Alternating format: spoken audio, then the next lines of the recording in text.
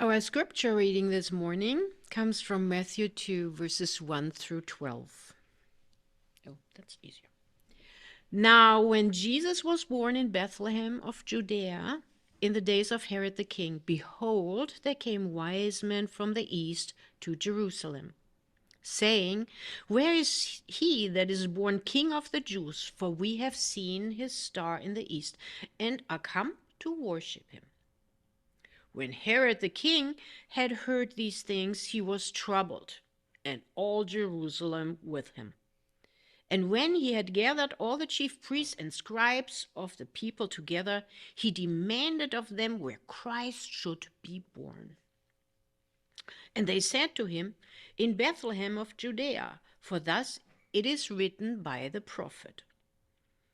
And thou, Bethlehem, in the land of Judah, art not the least among the princes of Judah, for out of thee shall come a governor that shall rule all my people Israel.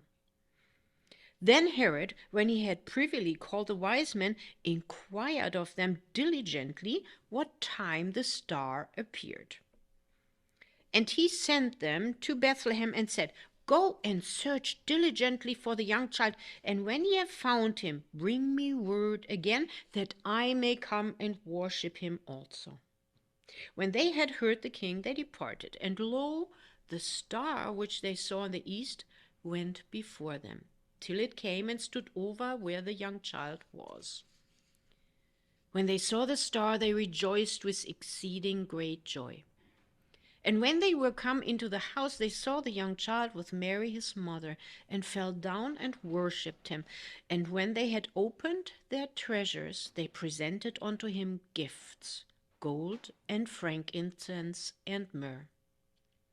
And being warned of God in a dream that they should not return to Herod, they departed into their own country another way. Thus our scripture reading today. How did you prepare for Christmas this year? By buying presents for dear loved ones, friends, and neighbors? Or by making strides to start living the Christ within to a greater degree? Or did you by chance do both?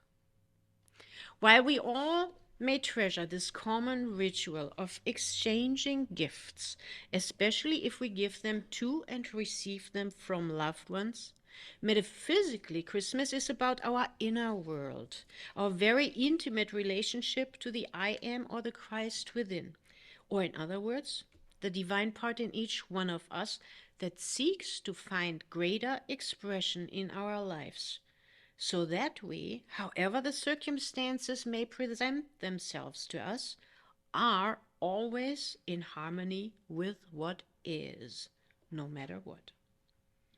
Advent, therefore, is meant to be a conscious purification of our very own thoughts, emotions, actions, and words about ourselves, others, and the world. Yes, it is meant to bring us the realization that everything is always in divine order, even if it collides with our personal wishes, our oh so dear frenemy, the ego. There is always a reason why things are how they are. Most likely, there is something to be learned by us. There is a trait within us that needs some revision. The word revision now comes from the Latin verb revidere, the word to see something again, but this time in a new way, with an altered perspective, with greater consciousness, so to say. And that, dear friends, cannot happen when we habitually assume that we are right already, but only when we have this childlike wonder about the issue in question. So let us take the following mental note. Any habitual assumption of us having the answer already may therefore forfeit the chance for our growth in consciousness. Again, we forfeit potential spiritual growth by assuming we have the answers already. Now that is an insight to swallow, isn't it? Of course, nobody in this chapel ever fell prey to such a misguided assumption. I'm just mentioning it for all those out there. Right? Now, after having defined the outer framework, let us now look at some special places of our scripture that give us more information in regards to our spiritual growth. Matthew 2:1 starts with the three wise men coming from the east. Metaphysically, the wise men represent the inherent divine wisdom in us that is stored from previous experiences and lifetimes, and to which we have access if we are living a life focused around the divine and not that much the outer world. Metaphysically, the East therefore represents the wisdom that comes from within, from our higher selves. King Herod, on the other hand, represents our ego in the material consciousness. Now, whatever we focus upon becomes bigger, whether we have divine-centered thoughts or material world-centered thoughts does not matter for the law to work. Our ego feels threatened quite regularly if we do not consciously refrain from becoming fearful by knowing that we are safe through God. Likewise, Psalm 23 does not begin with, "The fear is my shepherd," but "the Lord is my shepherd," which emphasizes that our trust in God is constituting our safety, whereas our focus on fear results in the feared event happening eventually. Look at Herod. He feared that special child to be born. Did it do him any good? Was he successful in getting Jesus killed? Of course not. So, neither can our prolonged fear ever lead to a positive future outcome for us. I suppose that fear is most likely the single most disastrous attitude that we can fall prey to. Since fear is such an intense emotion, it tends to have a strong pull for making the feared event a reality fast. Now, when we, on the other hand, stay focused on truth, our divine aspects, and ask for divine guidance, then we set the tone for a serene knowingness combined with faith that we are under God's protection. But we better start with these thoughts in good times and continue keeping them up when times get tough. This ensures that we are prepared in difficult times. The wise men represent men that are prepared in difficult times. Therefore, they got the guidance not to go back to Herod to tell him where he could find Jesus, but they went a different way back to their country.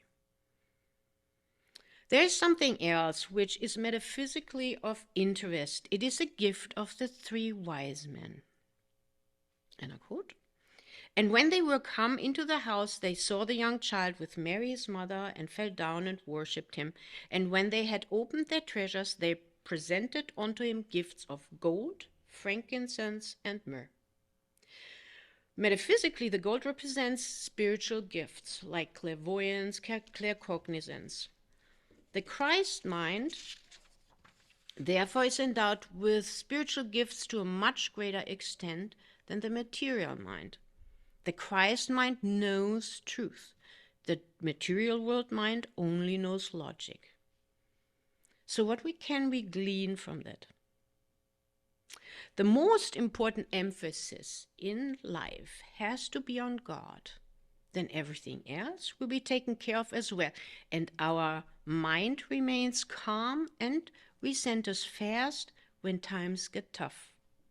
Whereas when we focus on the material world first, we cling to non-eternal stuff, I want to call it, and are therefore subject to failure, fear, and disharmony, because we cannot control our fears of losing this stuff or silly identification, reputations, looks, likes, and the like. The second gift of the Christ was frankincense. Frankincense is a natural resin with an intense smell. Metaphysically, it depicts the transmutation from the material consciousness to the spiritual consciousness. From my personal experience, I believe it to be necessary that we indeed aim to have this transmutation from the material to the spiritual taking place within. It is diligent work. It requires our willingness to look at our own shortcomings with love and forgiveness as much as at those of others. And it is repetition, repetition, repetition. It's not like we make the decision today and can be done in a month.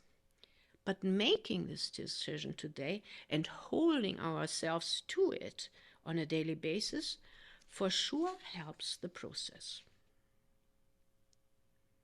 The last of the three mentioned gifts is myrrh, another fragrant herbal resin. It represents the eternity of spirit and is thus an emblem for resurrection. Furthermore, it's an ointment of love. Jesus is being presented with the three gifts, and it is amazing to me that they basically summarize the most important teachings of Jesus. Jesus for sure had many spiritual gifts, like healing and the claircognizance of his later betrayal by Judas ahead of time, to name just two. He was an excellent spiritual teacher and saw the individual for who they were, not to which social or political group they belonged. And Jesus also honored faith and devotion to God whenever someone displayed such.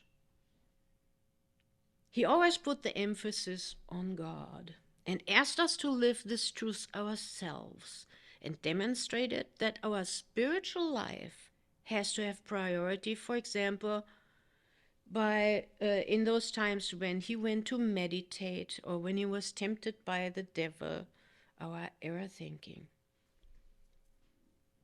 When he made Moses and Elijah appear, he demonstrated the eternity of spirit.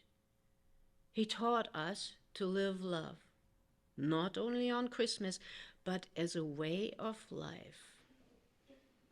If we love, we cannot at the same time judge, and if we therefore, if we before we talk to anyone, would just get centered within and think toward the person, I love you, then we could not follow that thought with a negative one. We would have compassion for that person and could not just judge as harshly as without saying, I love you, or thinking towards that person, I love you. We are starting to celebrate Christmas. And I wish we all could just implement such love thought each time before we open our mouth. To strangers, to everyone in our family, and at work. I bet we would become more conscious and better versions of ourselves in a very short time. And our outer world would change for the better accordingly. But instead, we all too often try to change the outer world first, that it may change us on the inside, which of course cannot happen. We sort of have it all backwards. But let us never forget that in the stillness, we become one with the divine, that we set the stage through prayer and devotion to live our spiritual consciousness first and foremost in life. May this Christmas be the beginning of a new era in our spiritual development, where we indeed make living the Christ within our highest priority. And so it is.